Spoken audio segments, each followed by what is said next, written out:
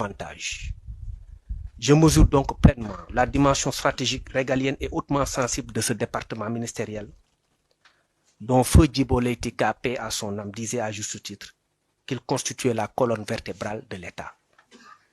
Notre pays, le Sénégal, demeure un havre de paix, de stabilité dans un environnement régional fragile, exposé à des menaces multiformes, des agressions, violences urbaines et en milieu rural.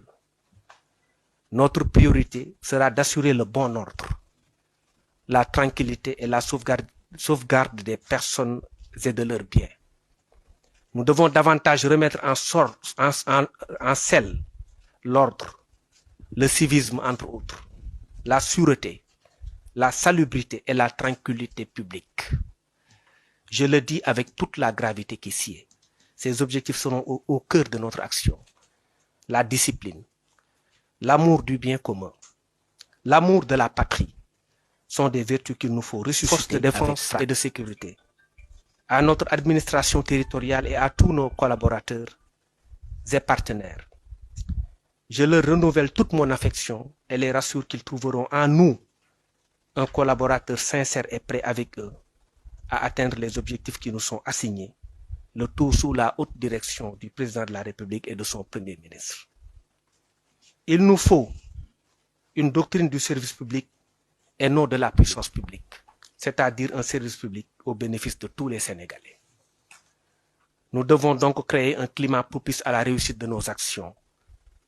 C'est dire que la concertation, le dialogue dynamique et constructif avec de larges consensus. Je réaffirme mon engagement et ma disponibilité pour une franche et fructueuse collaboration dans l'intérêt exclusif des Sénégalaises et des Sénégalais.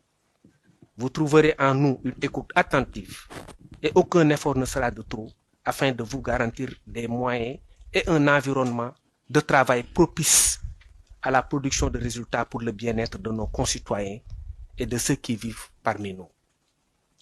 Aux acteurs politiques et à la société civile, ma porte vous sera grandement ouverte de tout temps. Je puis vous rassurer de ma disponibilité et ensemble, nous mènerons la barque à bon port. À cela, j'associe aussi les guides religieux, comme l'a précisé tout à l'heure le général Jean-Baptiste Tine. À tout le peuple sénégalais, nous serons à votre service. Je vous remercie.